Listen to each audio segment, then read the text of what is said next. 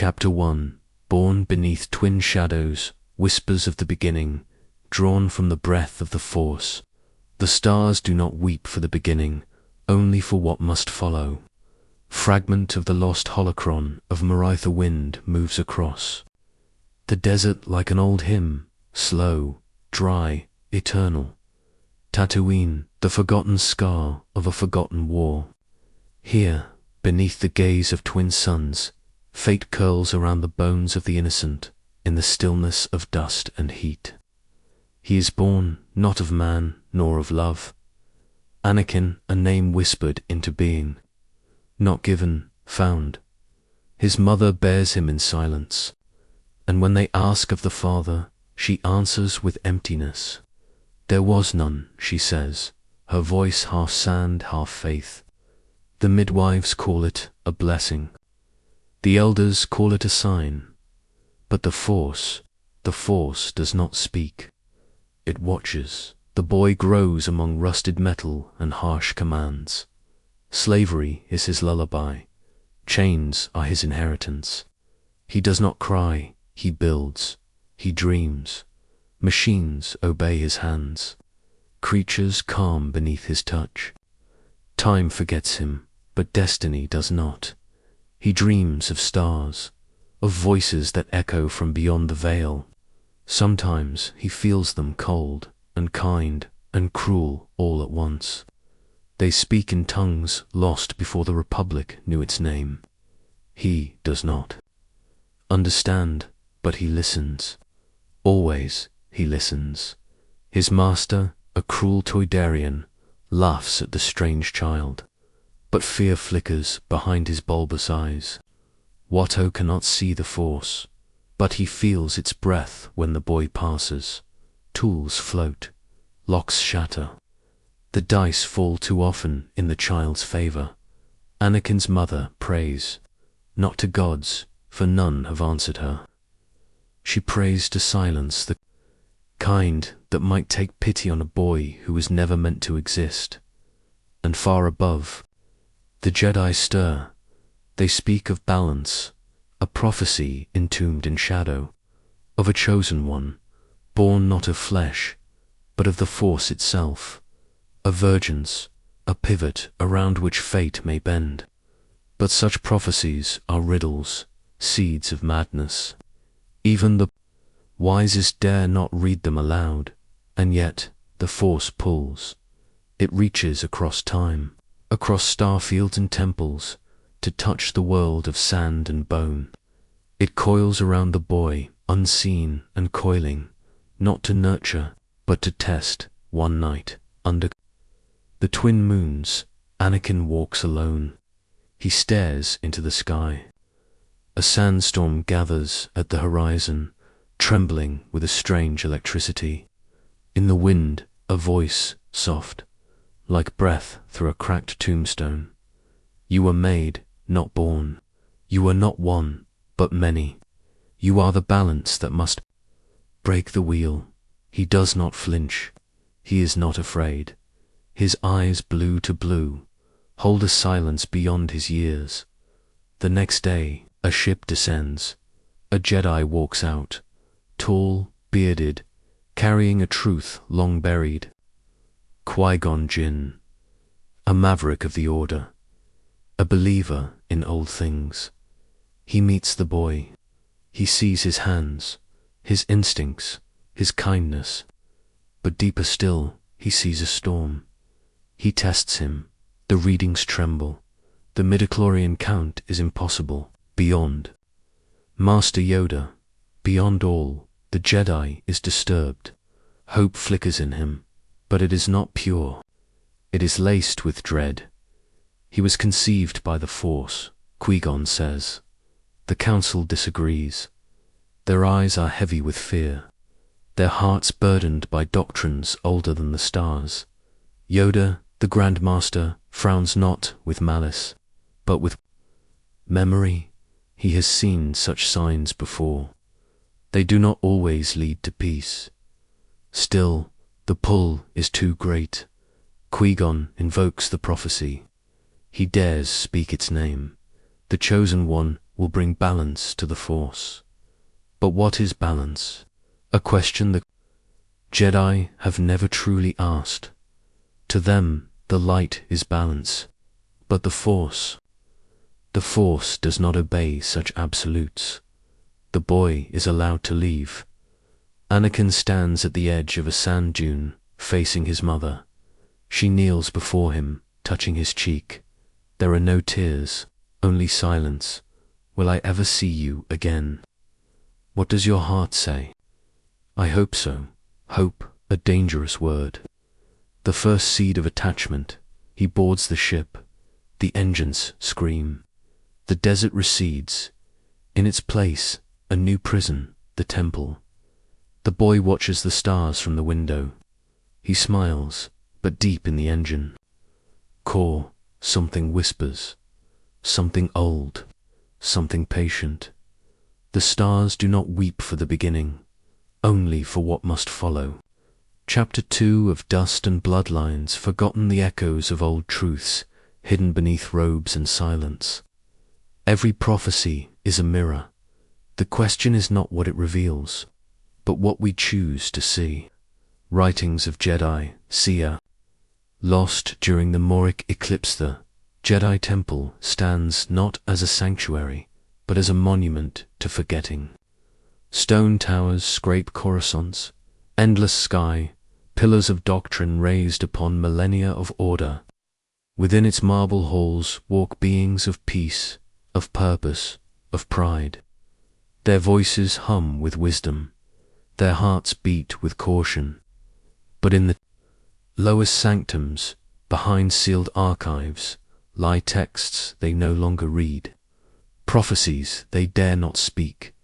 And into this house of symmetry, Anakin Skywalker is brought. Not a not yet, too old, they whisper. Fear in him, they see. Emotion, attachment. Yet the will of the Force moves against tradition, bending their laws like reeds beneath a tide unseen. They permit it, quietly, reluctantly. The stone does not crack. But the first hairline fracture begins. Anakin's feet press gently on polished temple floors, but his soul does not rest. He does not understand the rules, the codes, the silences. He misses his mother's hum, the oil-stained tools, the sky, made of sand and sun. Here, the sky is metal, cold, unforgiving. The other children do not smile. Their minds are calm, trained, detached. Anakin dreams of fire. The masters observe him, OBI-1 Kenobi. Newly knighted, becomes his guide, bound by the promise of his fallen master, Qui-Gon. A promise, not a choice. In Anakin, Obi-Wan sees, not a student, but a burden he must carry. A candle Qui-Gon lit, now flickering in winds he cannot control. And far below, in the sublevels of the temple, ancient texts are stirred by breathless drafts. Holocrons pulse faintly. Not all sleep. In the meditation chambers, Yoda peers into the Force, but it is clouded. The future, once vibrant in his visions, has become ash-grey and uncertain. Something has changed. A presence vast and coiled now waits behind the veil. It is not seen, but felt. It watches. It listens. The council meets. They speak of Anakin, his skill, his passion, his rage. Mace Windu warns of attachment. Ki-Adi-Mundi speaks of war brewing in the Outer Rim. Yoda listens, but does not speak. His ears hear the words, but his heart hears something older. The prophecy, he finally says. Misread it could have been. The others shift, uneasy, for the prophecy itself is fractured, written in High Sith, translated into Old Jedi, then reworded for scrolls only the Council may read. Its truth is uncertain, its origin shrouded. Was it given to the Jedi by the Force, or stolen from darker minds? A A question no one dares ask aloud, but somewhere in the archives, a page remains.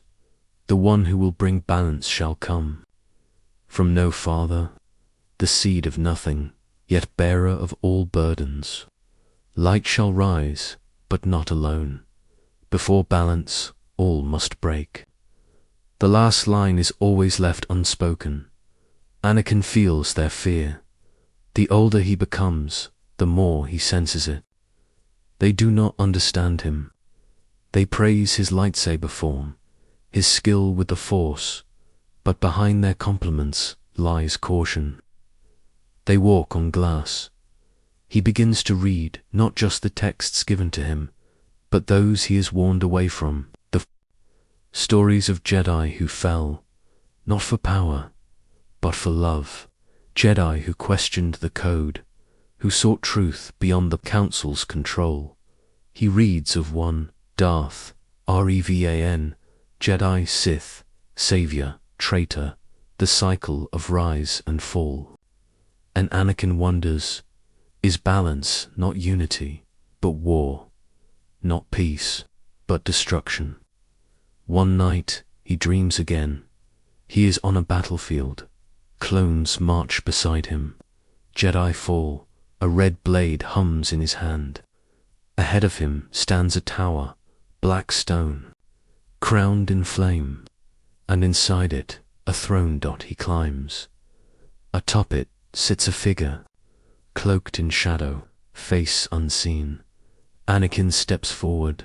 The figure turns dot. It is himself. He wakes with sweat on his brow and voices in his ears. But they are not his own. They speak in chords, in language long dead. They say, you are not the first, but you may be the last.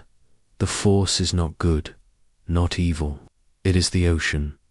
It does not love its waves. You were not born to serve balance, but to enforce it.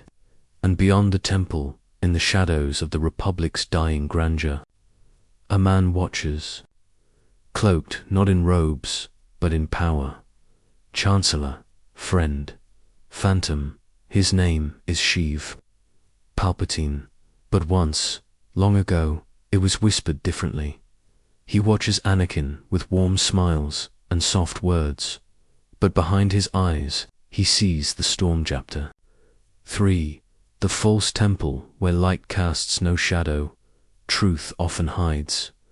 Beware the house of light that fears the dark, for in its denial it breeds the very shadow it swore to destroy. From the ash-tongue scrolls, banned from the Jedi archives, the temple gleams. High atop Coruscant's towers, the sanctuary of the Jedi rises, not carved by nature, but assembled by decree. Its spires pierce the heavens, as if to reach the Force itself. Within, silence is law. Emotion is suspect. The self is nothing. Anakin walks these halls like a ghost within a gilded tomb. He has risen, he trains, he learns, but he does not belong. The code surrounds him like smoke. It coils around his thoughts, binding impulse, desire, instinct. Attachment is forbidden. Fear is to be mastered. Love is not spoken of, not even in memory. But how does a boy who loved his mother unconditionally, who dreams nightly of her, voice in the sand, unlearn such truth? The masters instruct him, he listens, but he does not yield. In meditation, he sees not serenity, but fire, not clarity, but visions. A face veiled in light, weeping, a field of bones, a red blade descending, and always, always, a voice in the wind. Balance is not peace. Balance is justice. Blood must weigh blood. He speaks to Obi-Wan of doubts, of dreams, of visions. Obi-Wan listens with a measured heart. He speaks of patience, discipline, control. But beneath his calm there is distance. Not cruelty, but fear. For Obi-Wan was never meant to be a father, only a brother, and Anakin was never meant to be tamed. In the temple's underlayers, the secrets breathe, archives sealed by starlight security, texts marked "do not translate." The ancient rituals of virginces, force wounds, the mortis trinity, are hidden beneath layers of omission. Forgotten, but not gone. Anakin stumbles across a holocron misfiled, or perhaps deliberately. Left it flickers. Blue light, a voice like old metal, a figure cloaked in time. The Jedi fear what they do not understand. They call it dark, evil. Yet what is darkness but the other half of truth? The Force is not a blade, it is a storm, and it chooses its vessel. The chosen one shall be of no order, neither servant of peace nor tyrant of war, but the flame between. The holocron dies, but its words remain. Anakin begins to question. The Jedi speak of balance, yet wage war against the darkness, not understanding it, but seeking to extinguish it. They claim peace, yet train in war. They condemn attachment, yet foster loyalty. They forbid love, yet demand sacrifice. The hypocrisy becomes a ringing bell in his mind, one that never silences. He walks the temple as a stranger. He sees how the children are taught to suppress, to sever, to forget. He sees how the council speaks with calm tongues, yet clenched hands. He begins to see. The temple is not the light, it is a mask. And then she returns, Padme Amidala, senator, warrior, queen once crowned.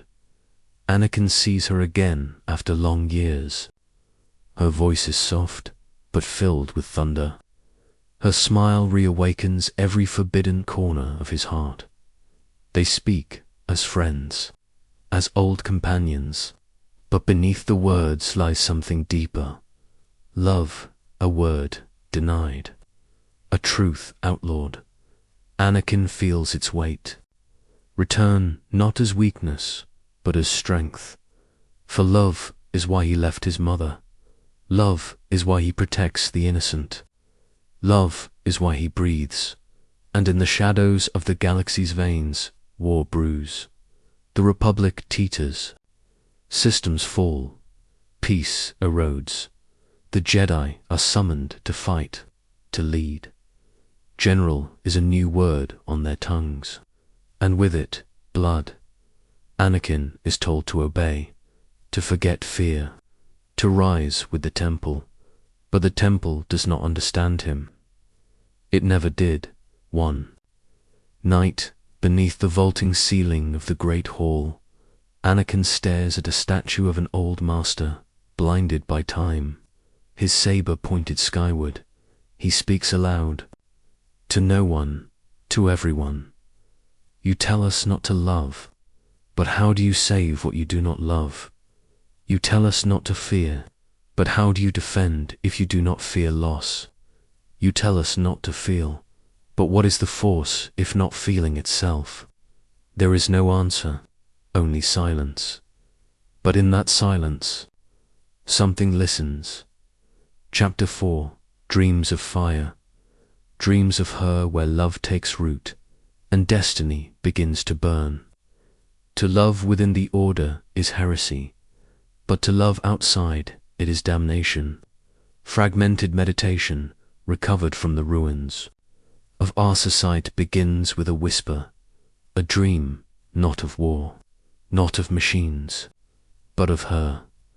Padma, she stands in the dream world like a star that remembers its light. Her skin glows beneath Coruscant's eternal dusk. Her voice is laughter and sorrow blended into one. She reaches for him, and then she burns. Each night the vision returns, her face contorted in agony, her breath snatched away by unseen hands, her body swallowed by fire and silence.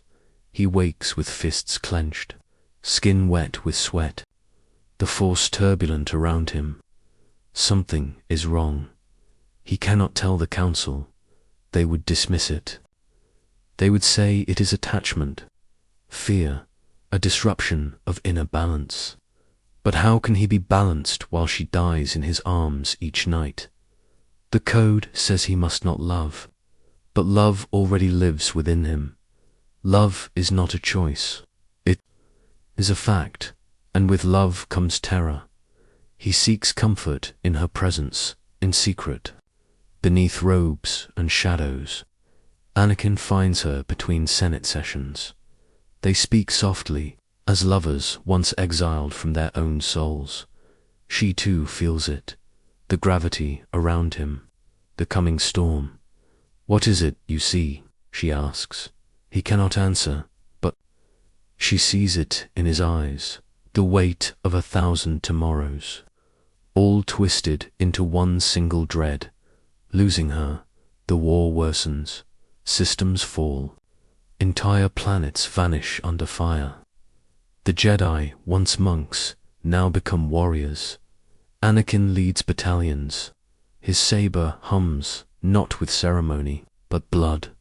He returns to her scarred, exhausted, changed, and in the darkness of her chambers, he speaks of dreams. She grows quiet. "What if you could stop it?" he asks. "Stop what? Your death, Anakin," but she cannot finish, for even she does not know what is unfolding behind his eyes. He begins to search, not through the Jedi, but beyond, in whispers, in forbidden fragments. He hears of legends, powers, thought myth, force rituals to preserve life. Ancient Sith who halted death's hand. The name Darth Plagueis slips into his thoughts, unbidden, a tale only told in fear. He could prevent those he loved from dying. The Council speaks of the dark as poison, but to Anakin, the poison is death. The cure is whatever saves her. He begins to believe that the Jedi cannot help him. Worse, that they will not dot, and always, the dreams persist. Fire screams, her voice, broken and distant. He asks the Force for clarity. It answers with silence. So he searches deeper within himself. But there he finds not peace, only storm. The temple meditation chambers reject his presence. His visions grow stronger. The light does not hold him anymore, not entirely, and in the cracks of faith, a new voice enters, soft, gentle, dangerous, Palpatine. The Chancellor, mentor, guide. He senses the unrest. He speaks with understanding. He asks nothing. He only listens. "You are not like the others," he says. "They fear your power. They always have." Anakin's silence is permission. What if the Jedi do not want you to save her? They say, "I must let go." Would you let go of your breath, your heart? Anakin's hand trembles. "There are other ways," Palpatine whispers. "Darker, older, but true, and for the first time." Anakin listens. He begins to withdraw from the temple. He smiles less, speaks less, trains harder, sleeps rarely. When Obi-Wan asks Anakin lies, he still loves his master, but he no longer trusts him with the whole truth, because Obi-Wan would tell him the same thing. Let her go, accept death, be a Jedi. But Anakin is something else now, something in between, neither fully Jedi nor anything else. And Palm, she grows with child. She hides it from the Senate. From the Jedi, they speak of a future together in secret, but fate is cruel, and time does not wait. The dreams intensify in them now. She begs for his help. He reaches for her, but fire takes her first.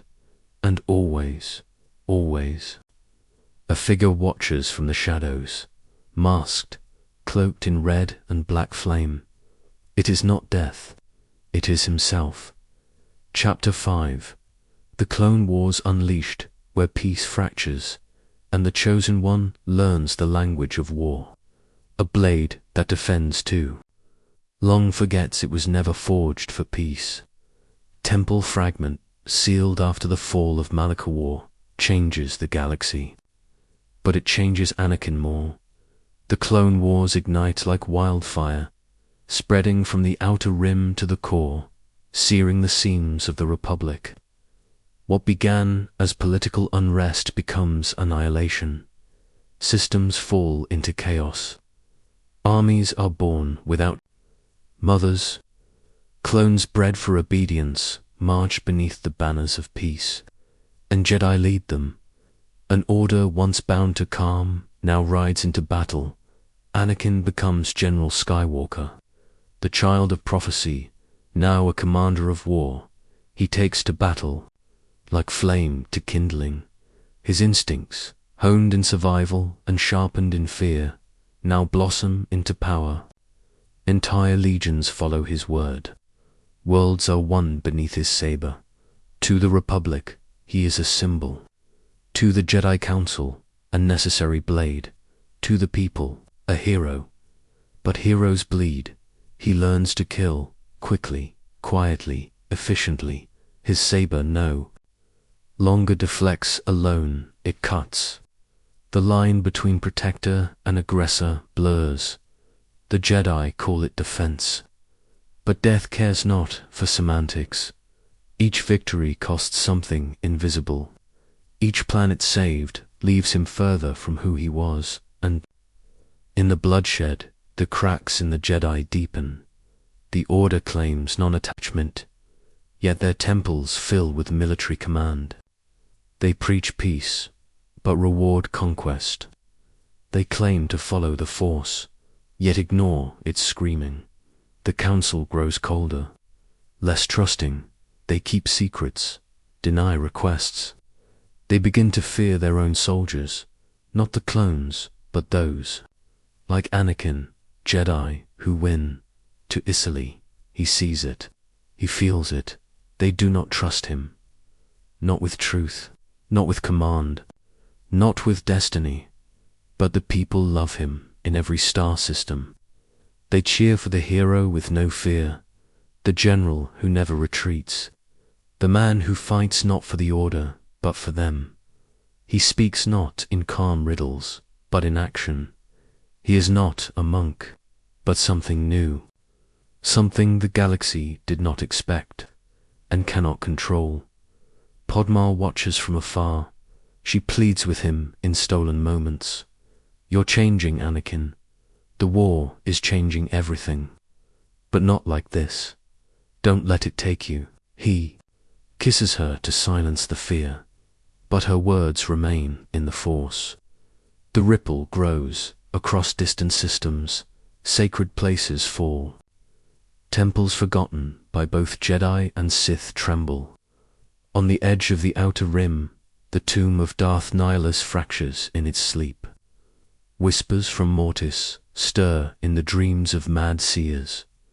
The balance shifts, not toward light, not toward dark, but toward a reckoning. Anakin begins to hear voices, not from the Council, not from enemies, from within. They speak in echoes, in chants. Justice through power. Mercy is weakness. Love demands control. They do not scream. They soothe, and their cadence feels familiar. Palpatine's hand remains unseen, but ever present. He praises Anakin. He offers counsel in private. He plants seeds. The Jedi are proud, blind. They would let the Republic burn before questioning their own dogma. You fight for peace, Anakin. They fight for tradition. And slowly, Anakin begins to believe it. One mission leaves scars. A Republic outpost overrun. Anakin arrives too late. Dozens dead. He captures the separatist general responsible. The Council orders restraint. Anakin delivers execution. In the silence that follows, he does not feel guilt. He feels peace. but it is a peace made of fire. Obi-Wan confronts him. This is not our way. Then maybe our way is broken. Their bond strains, not from hatred, but divergence. Obi-Wan still walks the Jedi path. Anakin is carving a new one with blood in the dreamscape. The visions twist. Padme now pleads with him not to save her, but to stop himself. The flames still take her, but this time he sees another figure behind her death. It is not a Sith, not a soldier. It is the Jedi temple crumbling behind her, while she reaches for him, and his hands are not empty. They hold the blade. Chapter 6. Voices beneath the temple where the walls speak, and the past is not past.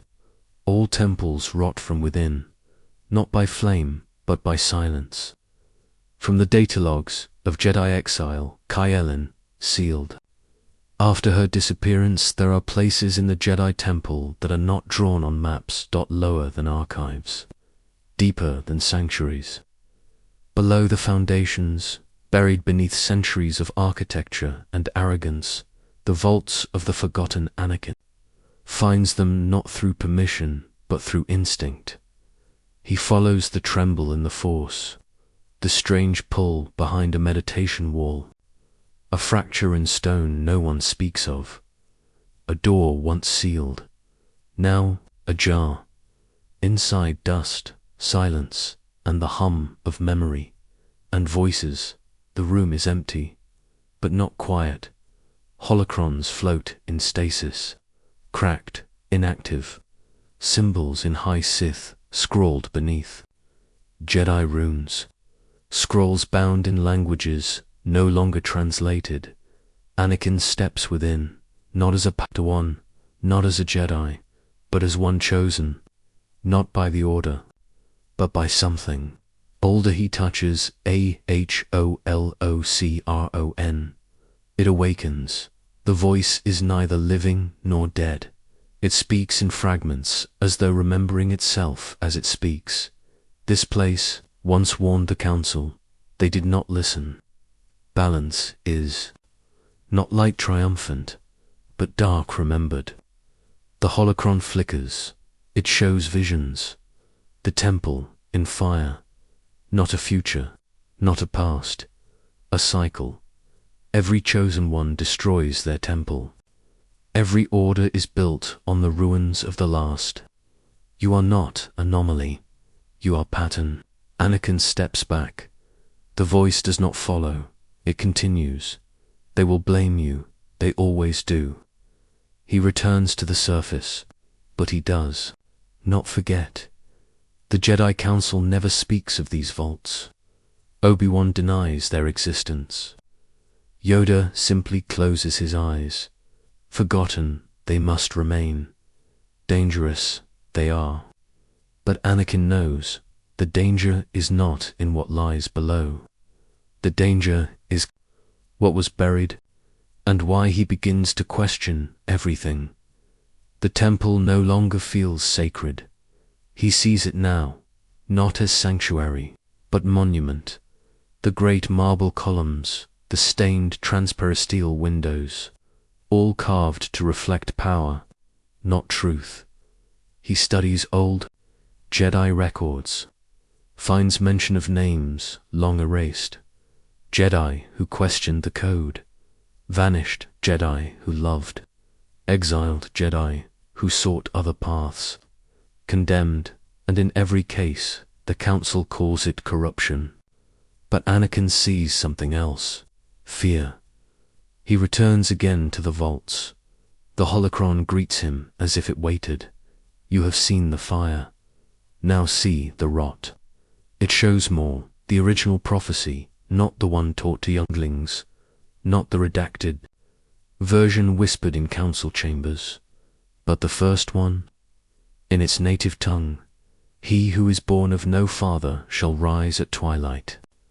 He shall break the ancient order, and from the ruin of light and dark, balance shall be born. Not preserve the Jedi, not save the light, break the order. The implications burn through Anakin's mind. What if balance means destruction? What if the Jedi must fall for the Force to heal? What if his destiny is to end them? And as these thoughts take shape, so too does a second realization. Podman, the Order, would never accept her. The Council would never understand their love. They would force a choice, and that choice would become war. OBI-1 senses the change. They meditate together, once a ritual, now a formality. "You're troubled," Obi-Wan says. Anakin nods, but speaks nothing. "What is it you seek, Anakin?" "Truth," he answers. "The Jedi have always taught, not Jedi truth, real truth." Obi-Wan's silence is long, and in it a sadness. They are still brothers, but they no longer walk the same path. In private, Anakin speaks to Palpatine. He tells him of the vault, of the prophecy, of the ancient words. Palpatine listens, patient, silent, and then he speaks. "They have hidden the truth from you. They fear what you are. You are not their student. You are their undoing." Anakin does not deny it. He cannot, because somewhere deep within, the words feel right. And in his next dream, the temple burns again. But this time, Anakin is not the one holding the blade. He is the flame. Chapter 7. Palpatine's gift. The mask of the serpent slips, and the chosen one is offered power over fate. The galaxy is not ruled by truth. It is ruled by those who offer comfort when truth becomes unbearable. Whisper of Darth Tenebris. Recovered from the broken vault of Baldorth, war grows louder, but the whisper remains soft. Anakin hears it in every silence, not in battle, not in the council, but in the quiet between breaths, in the empty spaces between the Jedi's careful words, and always. The voice is his Palpatine. The Chancellor calls for him more often. They meet beneath the polished halls of the Senate, not as soldier and ruler, but as mentor and son.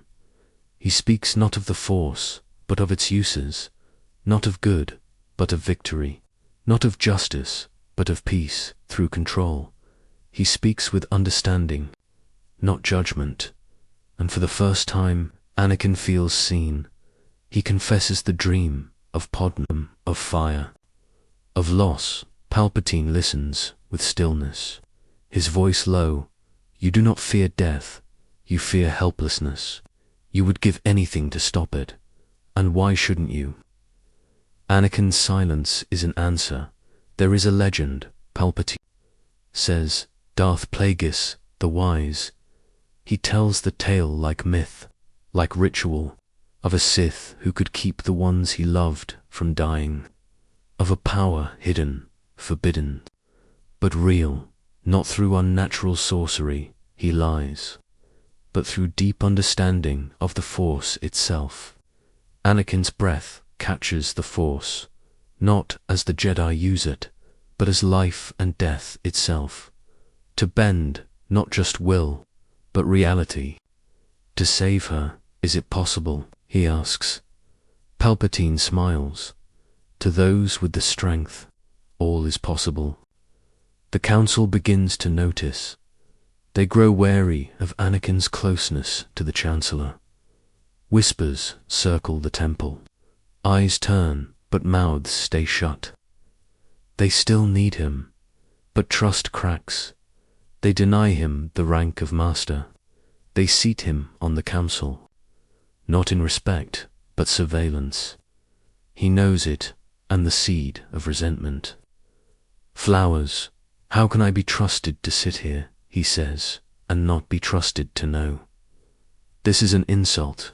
They speak of patience, but patience has become a cage. Obi-Wan approaches him in the dusk. "The Council asks you to spy on the Chancellor." Anakin freezes. They don't trust him. They don't trust me. Obi-Wan's face is worn, tired, but still filled with that old brotherhood. I don't like it either, but it's the only way. Anakin nods, but inside him, something hardens. They do not see him. They use him. The Council, the Jedi, all of them. Palpatine waits, as he always has. The final veil falls. He speaks no longer in riddles. He does not deny the dark side. He names it, Darth Sidious. Yes, it is I. I am not your enemy. I am your only chance. You want to save Padme, I can teach you. But you must make a choice. Anakin steps back. His heart thunders, not from fear, from realization. He was never a bystander. He was never a servant of peace. He is the architect of this war. Sidious's voice sharpens. Now blade, not bomb. The Jedi would kill me.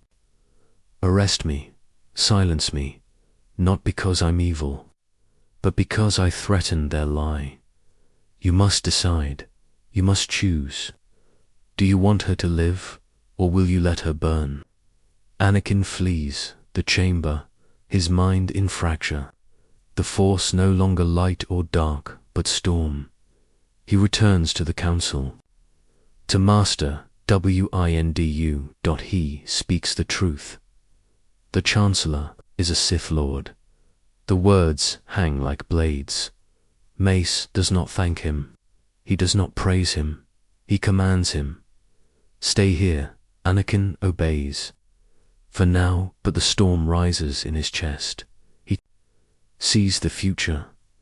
The Jedi arresting Palpatine, executing him, and the power to save her. Dying with him, he paces. He trembles. He cannot breathe. Padme, the flames, her scream. He sees her death again and again. I won't lose you, and then he leaves. Chapter 8. The Fall of Windu, when judgment becomes execution, and a heart is split in two.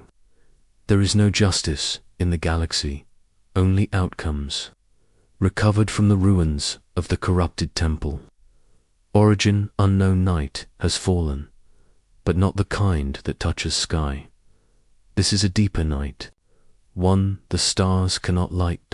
In the heart of the Senate Rotunda, in the highest chamber of Republic power, the last breath of peace prepares to leave the galaxy, and Anakin Skywalker runs toward it.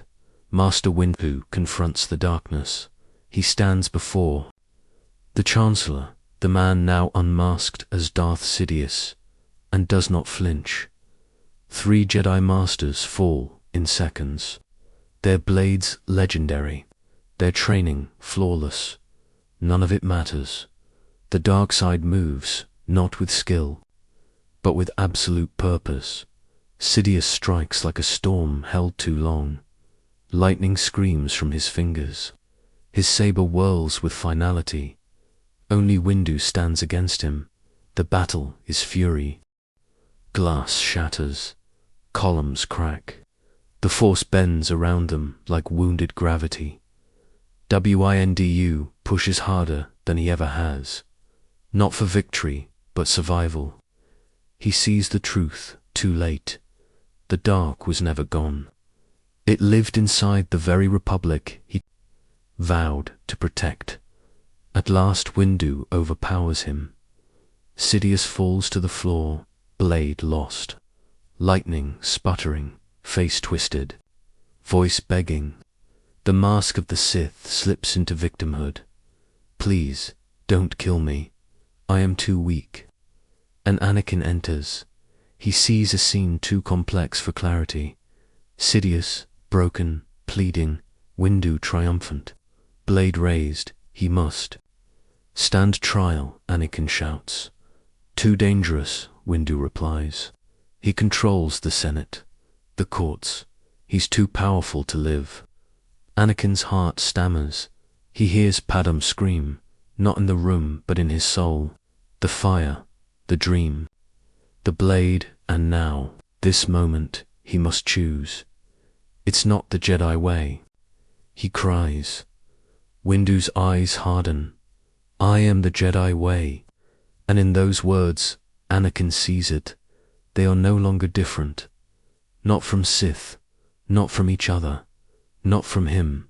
They will kill for justice. They will murder for balance. And in their silence, she will die. He moves, blade in hand. He cuts off Windu's arm. Time slows. The world does not breathe. Sidious rises, the mask shatters. Lightning erupts, not like fire, but revelation. Mace Windu screams. He is flung into the night, and the temple loses one of its last true guardians. Anakin falls to his knees, hands shaking. He has done it, not to save Sidious, but to save her. But the deed is done. The Jedi are now his enemies, he whispers. What have I done? Sidious places a hand on his shoulder. You are fulfilling your destiny. Become my apprentice. Learn the power to save her. Only through me can you achieve that which you seek. Anakin's face is ash dot. His voice is dust. But his answer is final. I will do whatever you ask. The lie is complete. He kneels. The name is spoken like a curse and a coronation. From this moment, you shall be known as Darth Vader. Chapter X. Purge the temple when fire becomes law, and the last innocence is smothered in robes of peace. To destroy the past is not cruelty, it is mercy. For memory without obedience is rebellion. First Edict of Darthforn Sith. High Warden of the Obsidian, Erotha Temple sleeps. The stars above Coruscant drift in false peace. The halls echo only with the soft steps of night guards and younglings, dreaming of lightsabers and galaxies yet unseen. No one hears the silence change. No one feels the breathless moment before betrayal arrives. Darth Vader marches, cloaked in black, his Jedi robes still warm with illusion. At his side, the 501st Legion, clones in flawless formation, their loyalty unblinking, their hearts programmed. They follow orders. They do not ask why. The order comes from above, but its roots are below, in prophecy, in fear, in love. He enters the temple as a brother. The doors open not with resistance, but welcome. He does not knock. He does not warn. He returns home not to protect, but to cleanse, to burn, to fulfill what the holocron whispered. Every chosen one must break their temple. The slaughter begins. No warning, no trial. Lightsabers meet sabers. Children scream. Masters fall in corridors they once meditated in. Statues collapse. Archives shatter.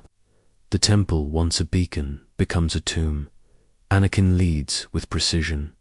He moves not like a man, but a blade drawn by fate. Master Sindralig resists, a guardian of ancient forms, of temple lore. His skills are formidable, but not enough. Vader defeats him, not in hatred, not in fury, but in necessity. I must do this, he says. You were already dead the moment you denied the truth. And then, the children, the younglings hide in the meditation chamber, eyes wide, trusting they recognize him. Master Skywalker. There are too many of them. What are we going to do? He ignites his blade, blue dot, not red. Not yet, the color of guardianship, of peace, but the meaning is gone. No screams escape, only silence. And when he leaves the chamber, he does not look back. Far above, Sidious watches. From the shadows of the Senate, he speaks into the void. Execute Order 66. Across the stars, the Jedi fall. shot in the back, betrayed by the very soldiers they led. Temple after temple burns, saber after saber extinguished. The purge is complete. But Yoda lives far in the swamps of Kashyyyk. The Grand Master feels the deaths, not as noise, but as drowning. The Force shudders, not from darkness alone, but imbalance. And in that imbalance, he hears a scream louder than any other dot. Not from a child, not from a Jedi, but from the Force itself, as if the very soul of the galaxy has been pierced. Obi-Wan survives, betrayed, wounded on the run, but not broken. He returns to Coruscant. He sees the temple in Ashdod. He walks through the halls once holy, sees the marks of saber burns, the crumpled robes, the faces, and in one chamber, he finds them, the children gone. He falls to his knees, and the echo of prophecy returns to him. Before balance, all must break. Padma feels nothing at first, only silence, then whispers of a purge, of a traitor, of Anakin. She denies them. He wouldn't, he couldn't, but the silence grows. And in her heart, she already knows. Chapter 10, Twilight of the Republic, when democracy dies, not with thunder, but with silence and applause. The brightest suns cast the deepest shadows, and the Republic, in its pride, gave birth to the empire it feared. Fragment from the lost journal of Jedi Watchman Taro Valista. Senate assembles, not in debate, not in defiance, but in awe. Palpatine, scarred by his own design, stands before them, shrouded, bent, the victim of a Jedi rebellion. His voice is weathered, filled with perfect sorrow. The attempt on my life has left me scarred and deformed, but I assure you, my resolve has never been stronger. He does not rage. He mourns. He names the Jedi traitors. He recounts their betrayal, how they plotted to overthrow the Republic, assassinate the Chancellor, seize power. He says these words with pain. He weeps for the galaxy, and they believe him because fear is louder than truth, because war has made peace a stranger, because hope has been burned too many times. In order to ensure the security and continuing stability, the Republic will be reorganized into the First Galactic Empire for a safe and secure society. And in that chamber, once the cradle of liberty, now a funeral pyre, applause thunders. Padme sits in silence. The clapping echoes around her like gunfire, her face still, pale, unmoving, eyes wide but dry. So this is how liberty dies, with thunderous applause. She cannot speak, not to them, not to anyone, because in her womb 2 lives stir, and their future just darkened. Anakin stands beside Sidious. The temple lies behind him, the galaxy before. His face is a mask of stillness. He watches the Senate from the shadows of a secret chamber. He hears their cheers. He sees the banners fall, the seal of the Republic replaced by a new sigil, one without mercy, only command, and in his soul a second silence forms, not like the first. This silence does not tremble, it waits. He returns. To Padma she runs to him. Her embrace is frantic, her tears hot, desperate. What have you done, they say. They say you led the attack. Anakin, is it true? He says nothing at first. Then, I did it for you, to protect you, to save you. They were plotting against peace. I had no choice, but the words do not soothe. They do not hold her. You're breaking my heart. And something flickers in his eyes. Pain or rage, or both. Obi-1 arrives, not in wrath, not in vengeance, but in mourning. He sees Padmam, sees her pain, sees the shadow behind her. Where is he? She cannot speak. Her breath is short, her soul fractured. He's gone. He's not Anakin anymore. Far across the stars, Jedi survivors scatter. Temples fall into ruin. Lightsabers are buried. The Force mourns. The Republic, once vast and flawed and vibrant, becomes stone, steel, marching boots and propaganda, and from its ashes, the Empire rises, and the man once called Anakin Skywalker is no more.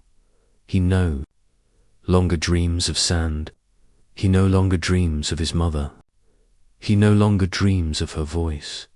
He dreams only of control, of ending death, of mastering fate, of becoming the storm. Chapter 11, Mustafar, where love and ash become indistinguishable, and the last breath of Anakin Skywalker burns away. The heart is a temple of fire. Love, once betrayed, does not die. It becomes something else. Ash fragment carved into obsidian stone on the plains of Mustafar. Planet bleeds Mustafar, a world of molten rivers and choked skies. Not born of nature, but of trauma. The Force here is warped. It does not whisper. It screams. It is the perfect place for endings, and for the man once known as Anakin Skywalker. This is where he must die. He arrives not as a Jedi nor a man, but as a blade.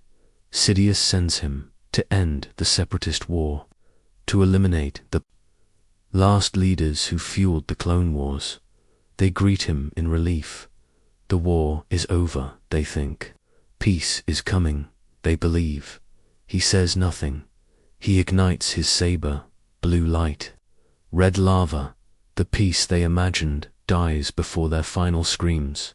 Padmam follows, not with weapons, with questions. With sorrow, she arrives in the Naboo cruiser, heart pounding, hands shaking. Anakin, what have you done? He does not greet her with joy, only possession. I brought peace. I ended the war. We can rule together, Pan. You and I make things the way we want them to be. His voice is desperate, not for power, but for her. Don't you see? I did it for you, to save our child. She steps back. You're going down a path I can't follow. Not if you're blinded by power. Not if you've turned against everything we once believed in. She sees it now. Not the boy she loved. Not the Jedi she defended. But something else. You're breaking my heart. And then he sees him, Obi-1, on the boarding ramp. The shape of betrayal. Anakin's eyes darken. Not with grief. With rage. You brought him here. You turned her against me. You have done that yourself. The duel begins. Not between enemies, but between brothers. Between what was and what has become. Saber crashes against saber. Stone splits. The Force erupts like a volcano echoing the world around it. They fight through fire, through metal, through the final remnants of what once held them together. Anakin, Chancellor Palpatine, is evil. From my point of view, the Jedi are evil. Then you are lost. No negotiation, no redemption, only grief wrapped in fire. The battle ends on the shore. Lava flows. Inches away, Obi-1 finds the high ground. He begs silently for Anakin to stop, to yield, to remember. But Anakin cannot.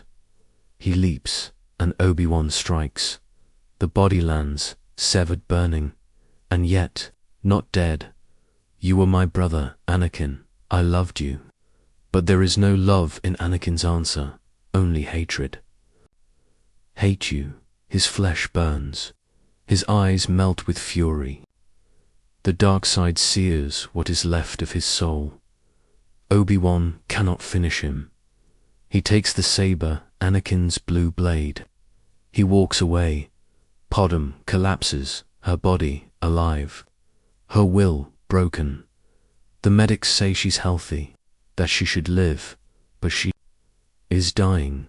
She's lost the will to live, because her heart was buried on Mustafar, beside the man who once swore to protect it. And Sidious arrives. The Emperor walks through ash and flame. He finds his apprentice, not in glory, but ruin. He saves what is left, not the man, only the shadow. The transformation begins in labs sealed from starlight. Anakin's body is reconstructed, piece by piece. Bone, wire, scar, machine. His breath becomes mechanical, his voice a crawl. Through static, his skin never again touches light. The name is no longer metaphor. He is now, truly, Darth Vader and far away. Padme dies, but before her final breath, she whispers, "There is still good in him." Chapter 12. The Iron Mask, when breath becomes machine, and silence becomes rule. He who wears no face can no longer be forgiven, for the galaxy does not mourn a shadow. Inscription within the Sith tomb of Kelzorth mask seals. Click. Hiss. The chamber breathes before he does. Metal clamps around bone. Sensors pierce what remains of flesh. The air grows thick, mechanical, cold, and in that moment, the last spark of Anakin Skywalker is smothered. He opens his eyes, and the world is not light. Only red dot. The voice emerges. Not his own. It groans through filters. Heavy, hollow, unnatural. A sound destined to echo in terror. Darth Vader lives. Sidious watches. He does not smile. He does not praise. He waits like a god, awaiting thunder. Lord Vader, he says, "Can you hear me?" Vader breathes once. "Yes, my master." Then the Emperor lies. He tells Vader of Padme. "In your anger, you killed her." The chamber falls still. Vader does not scream, not in grief, but in rage. A scream that breaks the walls, cracks glass, shakes steel. It is the birth cry of a new tyrant, Anakin's sorrow twisted into wrath. Across the stars, the Empire solidifies. Banners fall. Clones now march as enforcers. Systems surrender their freedom for the promise of peace. Worlds that once sang in color now speak in silence. Old bows. Ryloth bleeds, Kashyyyk burns, and above it all, Vader. He becomes the Emperor's blade.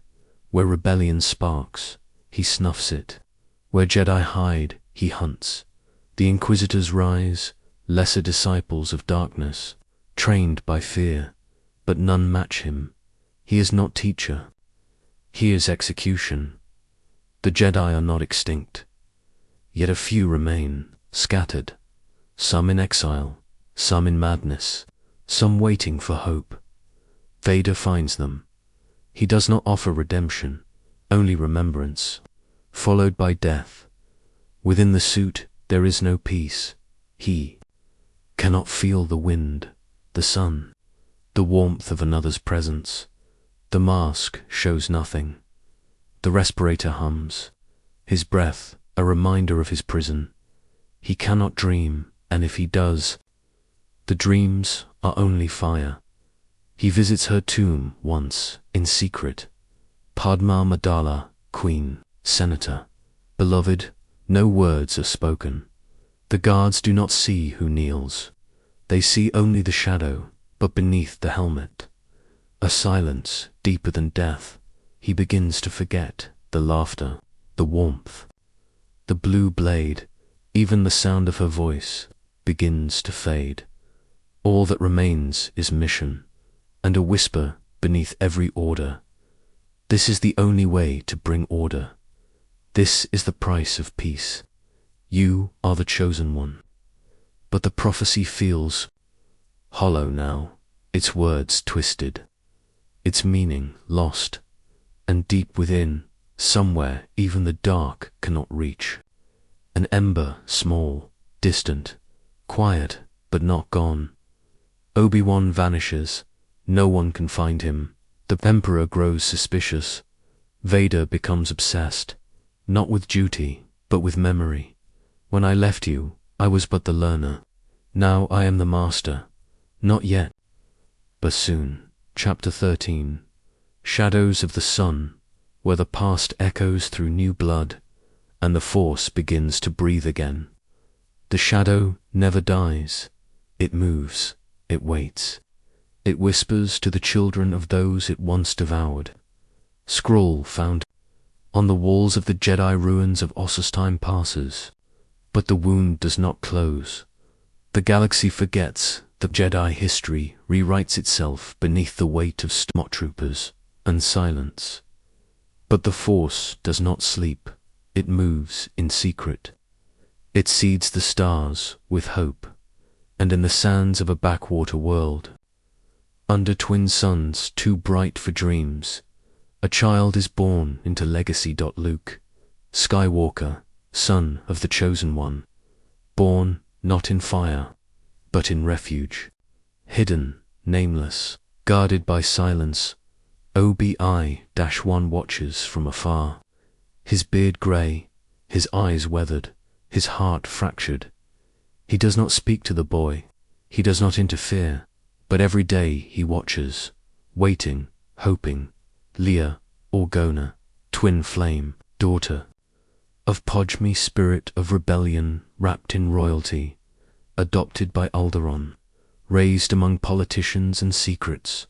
She does not know her name is myth, but in her bones the Force stirs, like thunder beneath skin, and Vader does not know. The Emperor believes the bloodline broken, the children lost, but fate moves beneath the veil, and the dark cannot sense what the light protects. Not yet. The galaxy groans. Oppression grows tighter. The Senate becomes a farce. Worlds vanish under Tarkin's doctrine. Fear replaces law. But rebellion kindles, first in whispers, then in cells, and soon the spark becomes flame. Vader watches, not with fear, with fascination. The rebellion is persistent, unbreakable. There is something familiar in their courage, in their defiance, in their unwillingness to yield. He dreams again, not of Padme, but of a blue blade, a face he does not know, a voice, young, untrained, calling his name, not Vader, but something older, something he buried. The Emperor grows restless. The rebellion must be destroyed. Their leader, this Skywalker, must be crushed. Vader hears the name. It strikes like a chord he once knew, too precise to be coincidence, too cruel to be accident. Skywalker, a tremor, in the Force. Deep, familiar, not Obi-Wan, not Yoda, something new, but connected. And suddenly, he understands. The bloodline lives. Vader begins to hunt, not out of duty, out of need, not to kill, but to know. He sends inquisitors, he scours systems, he interrogates stars, and finally, he feels him, a young man, untrained, afraid, but powerful. The Force is strong with this one. Yavin, a trench run, a pilot in a rebel fighter, an impossible shot, a boy, and for a heartbeat, Anakin blinks inside the machine. So much like her toe, so much like me. The Death Star is destroyed. The Empire shakes. The Emperor fumes. But Vader is silent. For in that explosion he did not see defeat, he saw a beginning. Chapter 14. Echoes of Kenobi, where ghosts return not to haunt, but to finish what was broken. When the blade returns to its master, the wound is reopened.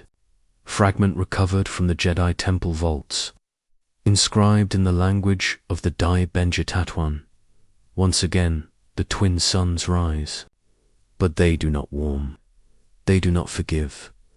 In the shadows of the Jundland wastes, an old man walks without footprints.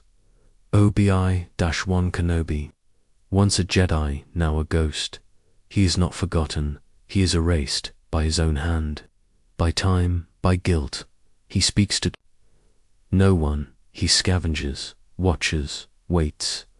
Luke Skywalker grows under his eye. A boy full of questions and flame. Obi-Wan does not interfere, but the Force whispers, soon. Then it happens, a message, a droid, a name spoken after decades of silence. Help me, Obi-Wan Kenobi, you're my only hope. The voice of Leia, daughter of Padme, daughter of Anakin. He hears her, and something within him breaks, a wall, a silence. The exile ends. He finds Luke, takes him to the cave, gives him the saber, Anakin's saber, the blade of a fallen hero, the flame of a broken prophecy. Luke holds it like it belongs to him, because it does. Obi-1 tells him little, only fragments. Your father was a great Jedi. He was betrayed and murdered by Darth Vader. Half-true, half-kindness. For how does one tell a child, your father is the blade that destroyed the galaxy? But fate does not wait. The Empire hunts. Stormtroopers scorch moisture farms. Owen and Beru, Ashdot Luke runs. Grief becomes fire. He follows Obi-Wan, not to become a Jedi, but to survive. They leave, Tatooine, old man and boy, one carrying the past, the other unknowingly, carrying its future. The Force moves with them, softly, like a memory returning to the world. Aboard the Death Star, destiny coils. Leia is captured. Vader walks the halls, sensing something he cannot name. There is a presence I have not felt since. He does not say the name, but it echoes in him like a wound. Then the dual sabers ignite, blue and red. Memory and fury. Obi-Wan and Vader, once brothers, now ritual. The clash is not fast, it is sacred. Each blow is an echo of but colder, older. Obi-1 does not fight to win, he fights to finish. Luke watches, confused, afraid, and then, the moment Obi-Wan lowers his blade, Vader strikes. The robes fall. The body is gone. Only silence remains, but the voice does not vanish. If you strike me down, I shall become more powerful than you can possibly imagine. And Luke hears him still, a whisper in the Force, not ghost. But guide Vader stands above the robes, motionless, no triumph, no rage, only the silence of a man who once called that name, Master. Obi-Wan is gone, but the echo remains. Chapter 15. The battle within, where blood calls to blood, and the dark reaches out with a father's hand. The greatest war is not waged between stars, but within the soul that is split by love and power. Reflection from the data logs of Jedi seer Omu Rel, archived in the deep vault of Lothalth galaxy burns in quiet places, not always with fire, but with fear. The rebellion spreads, not as armies, but as ideas, and at its center, a boy, young, reckless, brimming with something older than himself, Luke Skywalker. The Force stirs in him like awakening thunder. He trains under ghosts. Hears Obi-Wan in dreams, feels the pull of something ancient and broken. He holds the saber of a father he does not know, and it responds, not with light, but with memory. Dagobah, a swamp world soaked in forgotten knowledge. Here dwells Yoda, Grand Master, exile, guardian of the last ember. He tests the boy, not in combat, but in confrontation. You must unlearn what you have learned. Control, control, you must learn control. But Luke is not patient, not yet wise. He carries too much love, too much loss, and the shadow in him grows. In the cave of the dark side, he enters, not to fight, but to see. He draws his saber, faces the vision. Vader, a duel, quick, surreal. He strikes the helmet from the figure, and beneath the mask, his own face, BESPIN, clouds, machinery, betrayal. Luke races toward battle, not ready, but needed. Vader awaits him, not in rage, in invitation. The duel is slow, measured. Vader tests, probes, restrains. He is not trying to destroy, he is trying to awaken. You have learned much, young one, but you are not a Jedi yet. Luke fights with desperation, with fire, with fear and the dark. Answers, he is not defeated by power, he is broken by truth. The words that shatter the galaxy. Obi-Wan never told you what happened to your father. He told me enough. He told me you killed him. No, I am your father. Time fractures. The words do not echo, they detonate. Luke reels, not from pain, but from identity collapse. Everything he believed, a lie. Everything he feared, blood. Join me, and together we can rule the galaxy as father and son. The offer is not political. It is personal, a hand extended, not as Darth Vader, but as Anakin reaching from beneath the mask. Luke chooses the fall, not to escape, but to refuse. He tumbles into silence, into fate, survives, barely. Rescued not by power, but by love. Leia, the other half, Vader, watches the stars. He does not pursue, his hand remains open. But the moment passes, not in failure. In prophecy, the battle within is not over. It has only begun.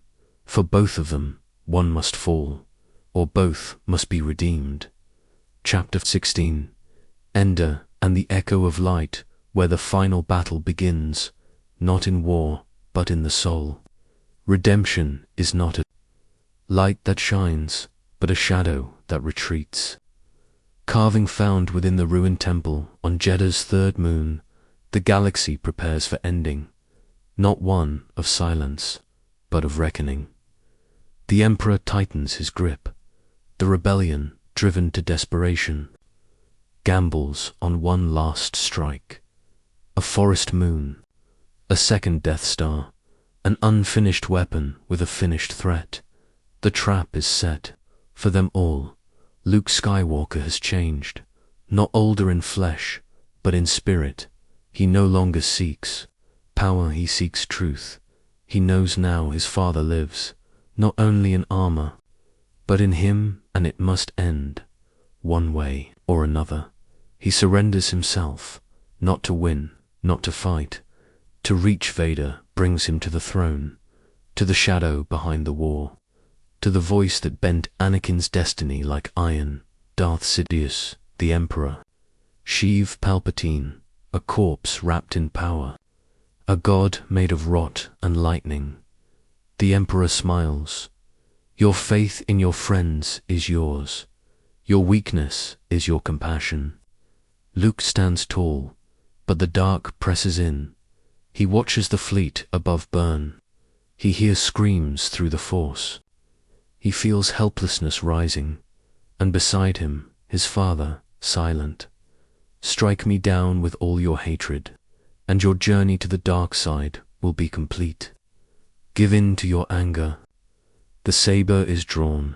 Luke resists, until Leia, the Emperor, senses her, mentions her. If you will not turn to the dark side, perhaps she will. The fury ignites. Luke attacks. Vader intercepts. Father and son, again. Their sabers collide in fury. But now Luke fights not to survive. He fights in fear, in love, in desperation and fear. Is the dark side's cradle. The duel crescendos. Vader weakens. Luke overpowers, drives him to the edge, strikes again and again, until Vader is down. His breath ragged, his hand severed, the same hand Luke once lost, the same machine beneath he sees. It sees himself, his future, his father. He steps back. He throws down his blade. I am a Jedi, like my father before me. The Emperor's smile vanishes. He rises, his voice ancient thunder. So be it. Jedi lightning, pure, vile, screaming. It consumes Luke. He cries out, not in fear, but pain. Sidious does not stop, because this is not punishment. This is proof. Proof that mercy is weakness, that love is surrender, that the Jedi must die and Vader watches. He stands between two fates, the master who gave him purpose, the son who offered him forgiveness. He listens to Luke's screams, to the silence within his soul, and then he moves. He lifts the Emperor. Lightning pours into his armor, into the bones beneath. He does not scream. He endures and casts the Sith into the abyss. The prophecy is fulfilled, not in conquest, not in war, but in sacrifice. Anakin Skywalker returns, not to power, to peace. He lies, dying, his breath fails. The mask is lifted for the first time. Father and son see each other, not as enemies, but as truth. You were right, Anakin whispers. Tell your sister you were right. Then silence, not empty. Sacred, the Death Star falls. The Empire crumbles, and in the forest, firelight, drums, and the sound of freedom. But Luke burns the armor. Alone, not in hatred, in mourning. Anakin is gone, but the Skywalker name no longer carries, only darkness, and in the Force, a figure glows, beside Obi-Wan, beside Yoda, Anakin Skywalker, not the Jedi, not the Sith, the man at peace. Chapter 17, The Silence After Fire, where legends rest, and the Force hums low, like the breath of a healed wound. When the war ends, the galaxy does not cheer, it listens. For the first time, it listens to its own quiet, found etched beneath the Temple of Light. Lyra Santha, Empire falls, not in a single blow, but in a breathless unraveling. The Death Star lies in ruin, the Emperor ash between stars. Darth Vader returned to dust as Anakin Skywalker, but the galaxy remains wounded, and now begins the silence that follows fire. Endor burns with celebration, drums rise, spirits dance, Ewoks sing their small, defiant songs. Leia smiles through tears. Hun holds her, not as a rogue, but as a witness to history. And Luke, he stands apart, not in pride, in grief. He watches the pyre, sees the armor burn, the shell of a tyrant, but he does not mourn Darth Vader. He mourns Anakin, the father he barely knew. the man who died free, but broken. The Force is quiet now. Its screams have faded, its whispers return, but they do not speak of war or prophecy, they speak of healing. Luke departs, not in exile, but in search. The Jedi are gone, not extinct, but scattered like starlight. He walks old paths, uncovers ruins, listens to echoes Dagobah Jeddah. Tisan he studies what the Jedi were, and dreams of what they could be. Leia knows the truth. Luke tells her gently, Vader was our father. Her eyes do not flinch. Then we are the balance. She does not weep. She stands taller, not a daughter of darkness, but a bridge between stars. The galaxy rebuilds, but slowly the new republic stumbles. The scar of tyranny does not vanish with the tyrant. Stormtroopers still march in corners of space. Moffs clutch at crumbling control. But above it all, the people begin to remember choice. And yet, the shadow lingers. The dark side does not die. It recedes. It slumbers. It waits in whispers. In cults, in remnants, the wound is closed, but not healed. Luke begins the work, not of war, but of teaching. He finds Force-Sensitives, guides them, not with dogma, but with humility. He is no master, he is a gardener, planting what may one day bloom anew. Jedi, a new way, but not without risk. For every seed of light casts a shadow. Sometimes he dreams of twin suns, of laughter and lava and loss, of a man walking toward him, not in armor, but in robes. Anakin, the father, the fallen, the redeemed, they do not speak, they simply sit together in the quiet. To walkers, no longer broken. Chapter 18. The Chosen One, where prophecy ends, not in thunder, but in stillness fulfilled. The Chosen One is not a weapon. He is a mirror. He shows the galaxy what it truly is, so it may choose what it must become. Verse carved into the vault of prophecy, sealed beneath the Jedi temple before its fall. It began with a boy, born of no father, raised in chains, eyes pointed to the stars, a slave who dreamed of freedom, a heart too full of love. His name was Anakin. He was the chosen one. But prophecy is not a promise, it is a question, and the answer was not simple. He rose as a Jedi, fell as a Sith, became a monster, then became a man again. He destroyed the Jedi. He saved his son. He ruled the Empire. He broke the Emperor. He brought darkness. And then, at the end, balance. The Force had never demanded purity. It had demanded wholeness. And in the moment he cast Sidious into the abyss, Anakin Skywalker became whole again, broken, boned, burned, redeemed. This is the end of the story. But the end is not a wall, it is a door. Luke walks through it. He carries no titles, no dogma, only a question. What does it mean to be a Jedi now? There is no council, no temple, no code carved in stone. There is only the memory. And the choice. Leia does not follow him, but she listens. The Force is strong in her, but her path is politics, compassion, leadership. She too carries Skywalker's fire, but she uses it to build, not to battle. Together they become the two halves of their father, the saber and the voice. The galaxy watches.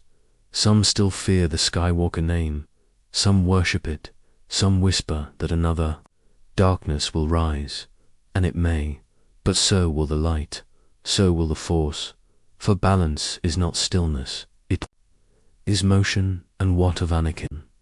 He is gone, and yet he is there in every act of mercy, in every student. Luke teaches, in every moment a Jedi pauses before striking dot, in every time someone chooses love over fear. The Force remembers him, not as a villain, not as a savior, but as a mirror the galaxy once gazed into dot and found itself. He is the chosen one, Yoda once said, until another must choose. So the fire is past, the name endures, the prophecy is complete.